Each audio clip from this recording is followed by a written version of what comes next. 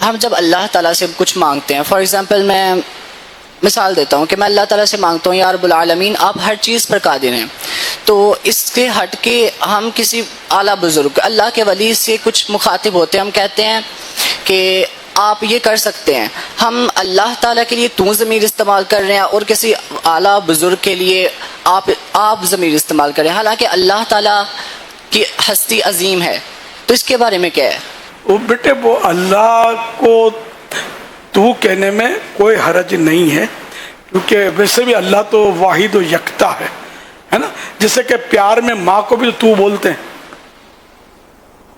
بڑے بھائی کو بھائی جان، آپ ماں کو تو بولتے ہیں نا، اکثر تو بولتے ہیں ماں کو.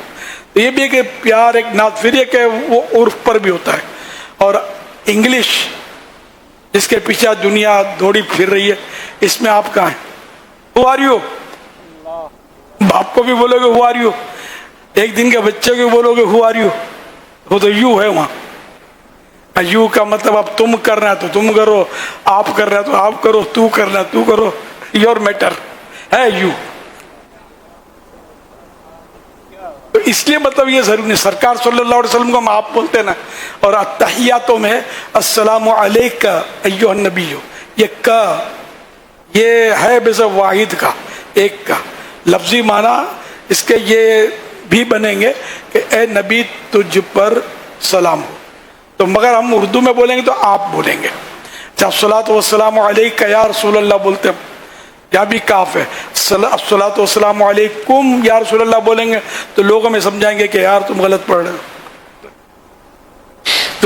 تو رائج ہوتا ہے. اسی طرح اشعار میں بھی تو بولا جاتا ہے، تو جہاں ضرورت ہوتی ہے سرکار کے لیے بھی لفظ تو بولا جاتا ہے. واہ کیا جود و کرم ہے شہ بطحا تیرا، تو یہاں تحسین کلام. تو اس لیے مطلب اللہ پاک کو ہم نے تو بولنا ہے کہ ہمارے علماء نے تو کہنے کی ہی ترغیب دی ہے.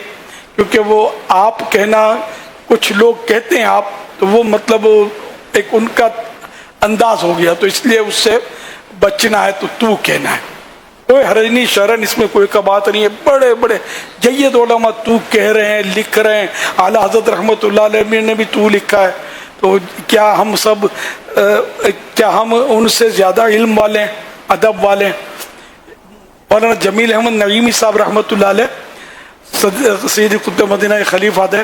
ایک بات بہت پرانی بات، دعوت اسلامی سے پہلے کی بات ہے. میں ان کے درس میں بیٹھا تھا، درس قرآن غالباً کر رہے تھے. تو اس ضمن میں انہوں نے بتایا کہ وہ کسی نے واہ کیا جود و کرم ہے شہ بطحا تیرا، یہ کلام اعلیٰ حضرت کا پڑھنا شروع کیا، لیکن وہ ہر بار تیرا کے بجائے وہ کہتا تھا واہ کیا جود و کرم ہے شہ بطحا آپ کا. اب بولتے بولتے اس شعر پر آیا، آسماں خان زمیں خان زمانہ مہمان. آسماں خان زمیں خان زمانہ مہمان، صاحب خانہ لقب کس کا ہے؟ آپ کا. آپ کا. تو پھر فرما رہے تھے کہ مجھ سے رہا نہیں گیا. میں نے کہا میاں اعلیٰ حضرت سے زیادہ تم ادب والے نہیں ہو، جو اعلیٰ حضرت نے لکھا ہے وہ پڑھو. تو اب یہ کہ وہ تو فن شعری سے بھی ہٹ گیا نا، آپ کا کہنے سے تو وہ مصرع ساقط الوزن ہو گیا، تو وزن ٹوٹ گیا. تو فنی بھی تو اعلیٰ حضرت رحمۃ اللہ نے کہیں تو جو ہے نا یہ زیادہ حسین لگتا ہے، کہیں آپ زیادہ حسین لگتا ہے، کہیں تم زیادہ حسین لگتا ہے. تو اب یہ کہ اس میں بعض لوگ اصرار کرتے ہیں آپ کا، تو وہ خطا پر ہیں.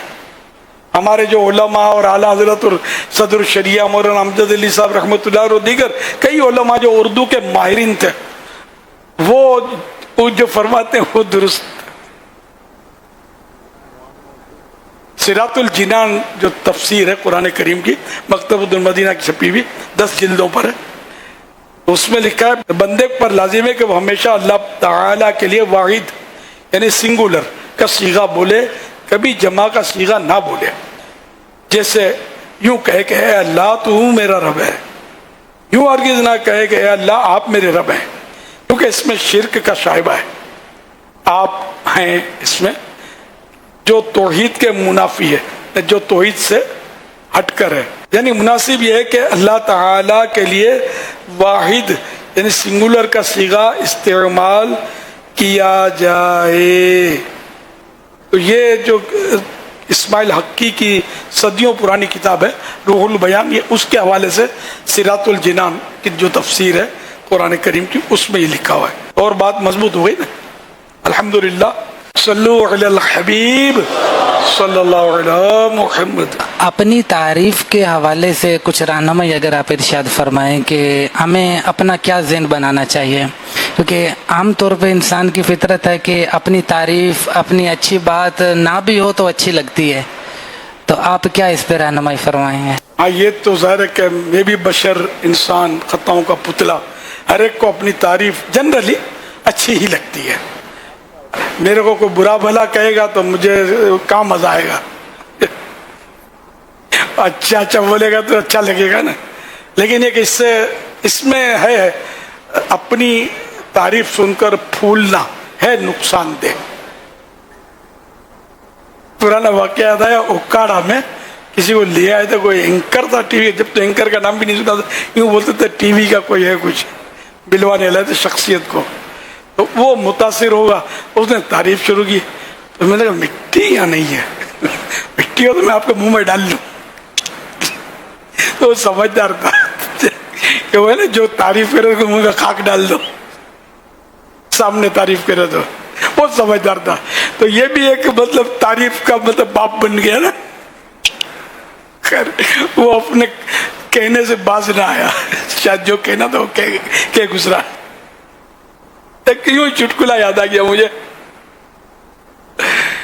بہرحال اپنی تعریف پر پھول لانی چاہیے، اللہ پاک سے پناہ مانگنی چاہیے کہ حقیقت حال تو رب جانتا ہے. اور منہ پر تعریف کرنا یہ اس صورت میں ہوتا ہے، ویسے تو ممانعت ہے کسی کی منہ پر تعریف کرنا، لیکن یہ کہ جس کے بارے میں اطمینان ہو کہ یہ اپنی اس کے سامنے تعریف کریں گے تو ایک تو تعریف کے جو بھی کلمات الفاظ یہ درست ہوں، 100% درست ہوں، جھوٹ نہ ہو. آج کل جھوٹ بہت بولتے ہیں، آپ کو بڑا دین کا درد ہے، اب یہ دنیا دار سارا دن دنیا جمع کرتے تو آپ کا بڑا دین کا درد ہے، بڑا جذبہ عبادت کا. جمعے کی نماز میں دیکھ لیا تو عبادت کا جذبہ، 5 ٹائم کون پڑھے گا، فجر میں کون آئے گا مسجد میں. تو یوں مطلب جھوٹی تعریفیں، بڑا سخی ہے، ہوتا کنجوس مکی چوس، تو پیسے نکلوانے کے لیے بڑا سخی آدمی ہے. تو یہ جھوٹی خوشامد یہ حرام ہے. تو جس میں صحیح تعریف کے قابل ہے وہ، اور اس کی خاصیت یہ کہ وہ اگر اس کے ساتھ تعریف کریں گے تو یہ پھول نہیں پڑے گا، تب اس کے سامنے منہ پر اس کی تعریف کی جا سکتی ہے. اب ایسی شخصیت، ایسا فرد لانا کہاں سے اس دور میں؟ تعریف کرتے ہیں تو اچھا ہی لگتا ہے، ظاہر ہے اچھا لگنا وہ ٹھیک ہے اپنے اختیار میں نہیں ہوتا، لیکن بہرحال یہ کہ وہ جو میں نے احیاء العلوم میں جو کچھ پڑھا تھا وہ اس سے یہ سمجھ پایا ہوں. آپ نے بھی پڑھا ہو تو ہے نا اسی طرح. تو اس لیے وہ ڈر لگتا ہے تعریف. میں نے عرض کیا میں جھوٹ، یہ بھی جھوٹ ہو جائے گا کہ مجھے کچھ نہیں ہوتا، تعریف کرتے ہیں تو یہ پھر جھوٹ ہو جائے گا. مجھے ایک بار ایک پارٹی آئی تھی، اربوں پتی آدمی تھا، کوئی ایسی بات پر بات نکلی اور سیکورٹی کی بات، وہ کچھ کہ کوئی تھریڈ قتل کا یا خطرہ اور اس طرح کی باتیں. پھر اس پارٹی نے مجھے کہا آپ تو نہیں ڈرتے ہو نا؟ میں ڈرتا ہوں. سیدھا اس کا بالکل. میں نے کہا میں ڈرتا ہوں. میں ڈرتا نہ ہوتا تو اتنے یہ حارسین گارڈ کی اور کیا ہوتے. اب میرے کو ڈر لگتا ہے. اب میں ہاں کر دوں تو شاید وہ اتنا سمجھدار تھا بدزن ہو کے چلا جاتا. غالباً پیسے جمع کرنا عام آدمی کا کام نہیں ہے، بڑا آدمی تھا. تو وہ شاید کہہ رہی ہے پھر اتنے جمع کیوں رکھے، یہ ڈرتا نہیں ہے. تو خیر لیکن میرے پیش نظر یہ نہیں تھا اس وقت، یہی تھا کہ میں جھوٹ نہیں بولوں. کوشش ہوتی ہے میری میں جھوٹ نہ بولوں، صاف صاف بول دوں. میں نے کہا بھائی میں ڈرتا ہوں. عام طور پہ لوگ بولتے تیرے باپ سے بھی نہیں ڈرتا، بلا تیرے روادار کو، یہ اس طرح کی بازاری باتیں لوگ کر رہے ہوتے ہیں. نہیں ڈرتا. حالانکہ بلی میاں کرے تو چونک جائے گا، کتا بھونکے تو بھاگ کھڑا ہوگا، وہ بولتا میں کسی کے باپ سے نہیں ڈرتا. تو اس سے بڑے بولا بھائی نہیں، میں ڈرتا ہوں بھائی، میں ڈرتا ہوں، میں تو بچے سے بھی ڈرتا ہوں. وہ سچی بات کرے. ڈر تو لگتا ہی ہے ظاہر ہے, کس کو ڈر نہیں لگتا؟ اپنے کو اندھیرے میں تو ڈر لگتا ہے, کوئی نہیں ہوتا تو بھی ڈر لگتا ہے, اندھیرے میں گھبراہٹ ہوتی ہے.